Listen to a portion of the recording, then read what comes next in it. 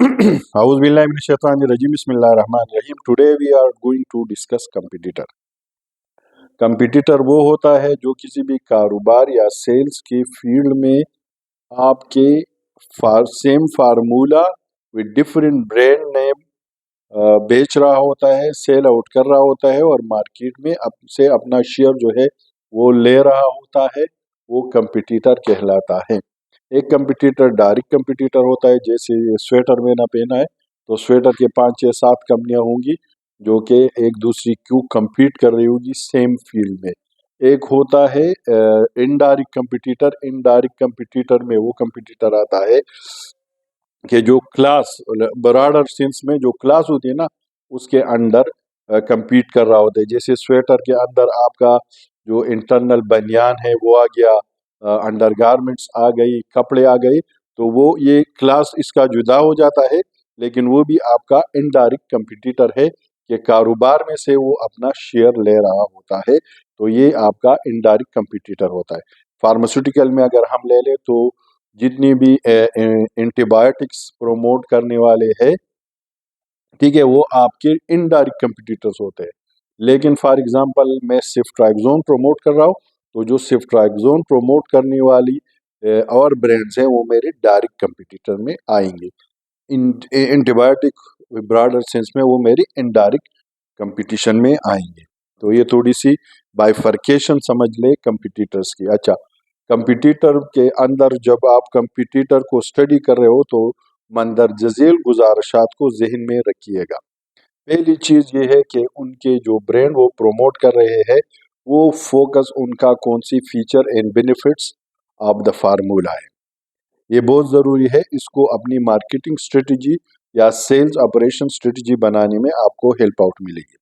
तो पहली चीज़ कि उनके फेब इसको कहते हैं, फीचर एंड बेनिफिट्स क्या है, उनकी यूएसपी क्या है, यूनिक सेलिंग पॉइंट क्या है, किस चीज़ को वो फोकस करके अपना हिस्सा सेल में से वो इंश्योर कर रहे होते हैं।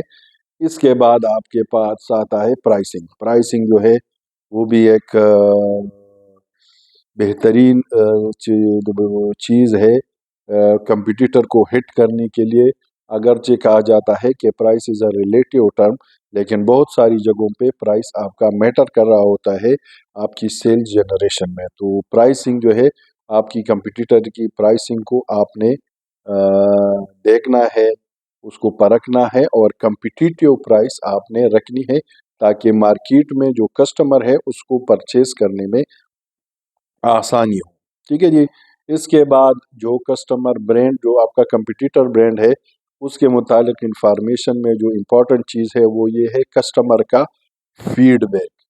ठीक है, कस्टमर का जो इस्तेमाल कर रहा है वो क्यों इस्तेमाल कर रहा है, उसको उस प्रोडक्ट में या उस ब्रांड में क्या यूनिक यूएसपी नज़र आई है जिसके बेस पे वो उसको इस्तेमाल कर रहा है, वो उसको क्या सर्विसेज दे रही है जिसके बेस पे वो उसको यूज़ कर रहा है या करवा रहा है।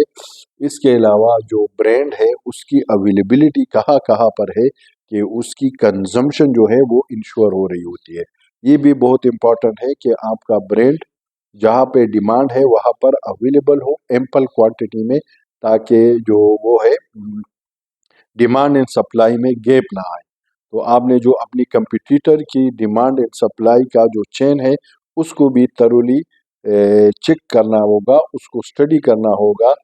अपार्ट फ्रॉम जो कस्टमर है कि उसको क्या क्या सर्विसेज मिल रही है, उसको उससे क्या क्या फ़वाइद मिल रहे हैं और वो उसको क्यों यूज़ कर रहा है, ये बिल्कुल बेहतरीन काम है।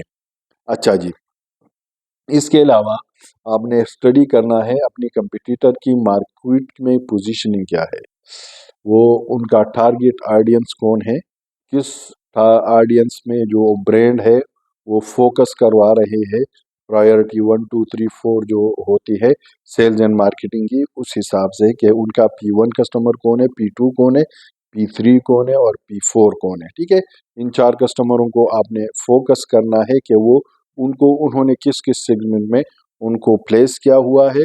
इसके अलावा उनकी जो मार्केटिंग स्ट्रेटजी है वो क्या है और वो अपनी ब्रांड की ब्रांडिंग कैसे कर रहे हैं, ब्रांडिंग को वो उन्होंने किस तरह ब्रांडिंग की यूएसपी उनकी क्या है, आया वो सोशल मीडिया यूज़ कर रहे हैं, प्रिंटेड मीडिया यूज़ कर रहे हैं, आजकल जो बोर्ड बने होते हैं डिजिटल बोर्ड्स वो यूज़ कर रहे हैं, या कोई और कैंपेन चला रहे हैं अपने ब्रांड को प्रमोट करने के लिए, तो उन चीज़ों को भी आपको देखना पड़ेगा कंपटीटर के बारे में मालूमात लेते हुए, ये भी बहुत ज़रूरी है। अच्छा जी, जो कस्टमर होता है डायरेक्ट यूज़र तक आपकी एक्सेसिबिलिटी होनी चाहिए अपनी कंपटीटर ब्रांड को हिट करने के लिए, ठीक है।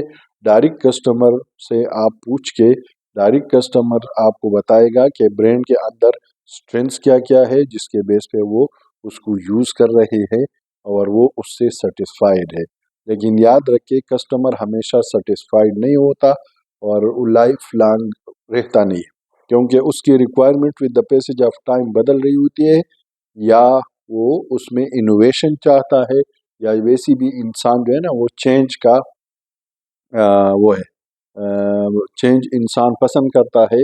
लिहाजा उसके जो ब्रांड वो यूज़ कर रहा है उसको जो यूज़ करने की रीजंस है वो भी पता है, और जो उसको वो और चीज़ें रिक्वायर्ड है सेम ब्रांड में, जो वीकनेसेस ऑफ द ब्रांड है या area of improvements of the brand है, वो आप उसके साथ वन टू वन डिस्कशन में डिग आउट करके अपनी ब्रांड को वहाँ पर प्लेस कर सकते हैं।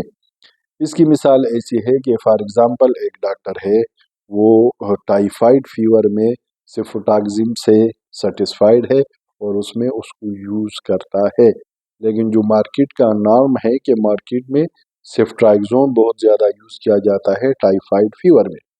लिहाजा आपने जो अगर सिफ्ट्राइक्सोन आप प्रोमोट कर रहे हैं तो आपने अपनी सिफ्ट्राइक्सोन को उधर प्लेस करना है टाइफाइड फीवर में।